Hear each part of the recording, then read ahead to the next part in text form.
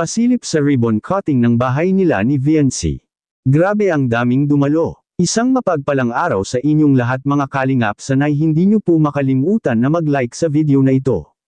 At paunawa tapusin muna ang kabuuhan ng video na ito mga kalingap at para malaman ang nilalaman nito. At maraming salamat po mga kalingap sa pagpatuloy na pagsuporta lalo na kay Kuya Val Santos Matubang at kay Ate Edna Vlogs at Kalingap Rab, maraming salamat po. Pasilip sa ribbon cutting ng bahay nila ni Viancy, ang dami dumalo. Isang araw, sa isang tahimik na barangay, ang bahay ni Viancy ay nagmistulang isang makulay na lugar ng saya at pasasalamat.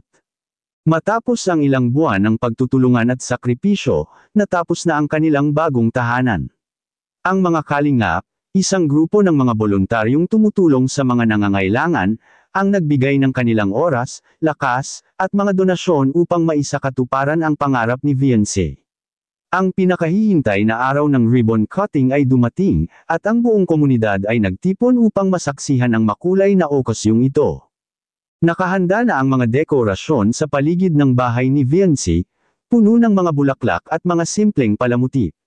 Sa harap ng kanilang bagong tahanan, nakatayo ang isang malaking pulang ribbon na kumikislap sa ilalim ng araw. Ang buong pamilya ni Viancy ay abala sa paghahanda, habang si Viancy mismo ay punong-puno ng kagalakan at pasasalamat. Hindi niya inakalang darating ang araw na ito. Bilang isang bahagi ng Kalingap team, si Kuya Rab, ang leader ng grupo, ay nagsalita sa harap ng mga bisita. Ang aming layunin ay hindi lang magbigay ng material na bagay, kundi magbigay ng pag-asa at pagmamahal. Ang araw na ito ay patunay na walang imposible kung magsasama-sama tayo.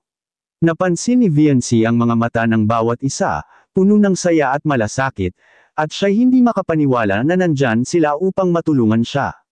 Si Viancy, na may hawak na gunting, ay lumapit sa ribbon. Ang bahay na ito ay hindi lang para sa amin, ito ay simbolo ng lahat ng pagtulong at pagmamahal na naranasan namin mula sa bawat isa. Maraming salamat sa Kalingap team at sa lahat ng tumulong, wika ni Viancy habang hinahawakan ang gunting. Lahat ay tumahimik, at sa isang iglap, tumaas ang gunting, at ang pulang ribbon ay nahati. Ang mga tao ay sumabog sa masigabong palakpakan at tawanan, tanda ng kanilang tagumpay at pagmamahalan. Pagkatapos ng ribbon cutting, nagkaroon ng masayang salo-salo sa harap ng bahay. Nagsalo-salo ang buong pamilya ni Viancy at ang mga kalingap, nagkaroon ng kwentuhan, at nag-enjoy sa mga pagkaing handa ng pamilya.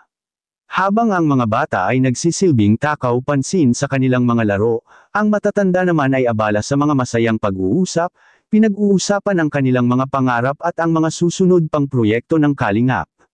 Sa araw na iyon, ang bahay ni Viancy ay naging simbolo ng pagbabago at ng pagkakaisa. Isa itong paalala na sa kabila ng mga pagsubok, ang pagkakaroon ng isang komunidad na nagmamahalan at nagtutulungan ay magbubukas ng pintuan ng mga bagong pagkakataon.